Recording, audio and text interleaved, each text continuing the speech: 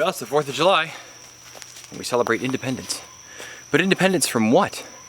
And independence to what? What are we free to do now compared to then? We'll talk next.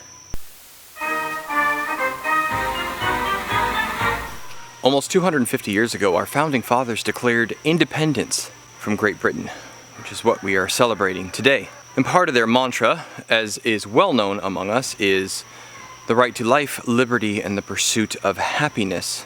There was taxation without representation, quartering of troops in homes, and private property were three of the major tenets. Well, how many of those things are better today than they were back then? Let's look at taxes. Back then, taxes were essentially tariffs and excise taxes, which means tariffs were goods they would charge to bring and sell goods, and excise taxes were taxes on services provided by the crown.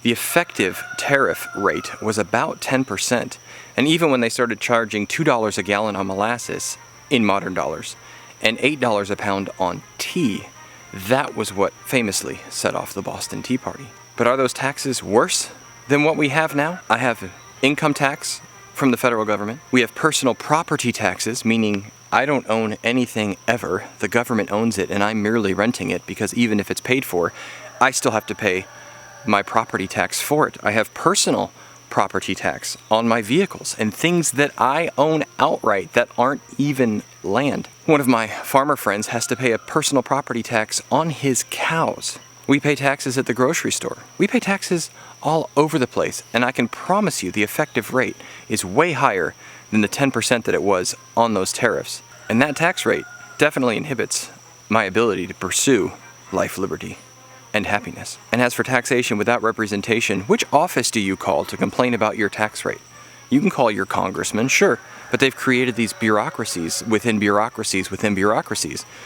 And it's such a mess up there, they can't change it. And my local government? My local government is the one that charges me half these little piddly taxes on the things that I own. My state representatives, they certainly aren't talking about less taxes, are they? And if they are, it's some pittance that doesn't really affect the way I live my life. You can never actually own hardly anything. You just rent it from the government. People talk about the Great Reset coming in 2030.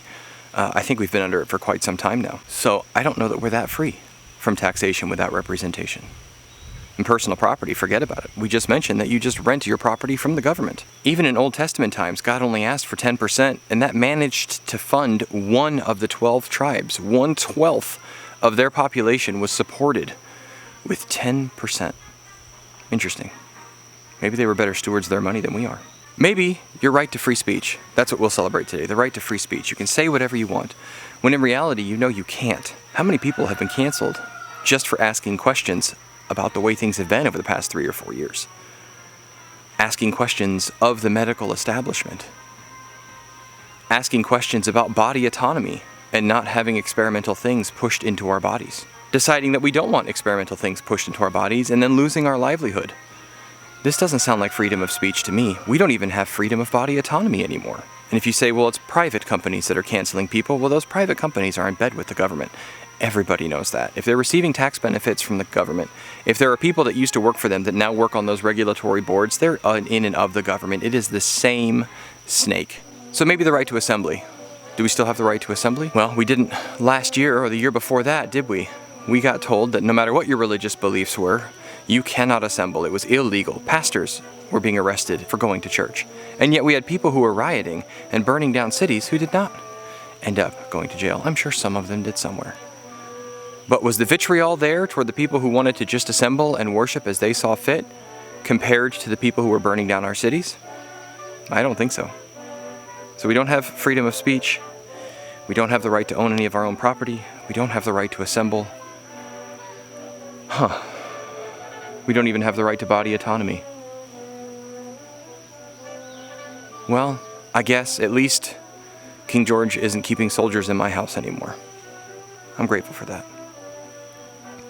Now, this isn't an I Hate America video, contrary to what the previous part might have been. I think a lot of the ideals that we were founded on were great ideals, but our government no longer adheres to those ideals, to those documents. Far from it. The people in power have been unrestrained in the things that they are doing and the power grabs that they are making. We are in a relationship as the people with our government. And I think it is crucially important when the government goes off the rails that we, the people, say something about it. We need to speak up for our freedoms. But we need to remember this, that our hope is not in man. Our hope is not in the Constitution. Psalm 130, verse 5, I wait for the Lord, my soul waits. In his word do I hope. Psalm 9:18, for the needy shall not always be forgotten, and the hope of the poor shall not perish forever. We put our hope in the Lord. And as for taxes, and them taking all of our wealth and treasure, Matthew 6:21 says, for where your treasure is, there your heart will be also. We should celebrate today. We should celebrate the independence. But we should celebrate our independence from sin and the freedom that we have now in Christ to live our lives. For we were dead in our trespasses beforehand, and now we are truly free, and we are free indeed. So I hope today that you are able to enjoy yourself, that you have some fun safely with your family, and we remember these things. Our citizenship in America is our second citizenship. Our primary citizenship is in heaven.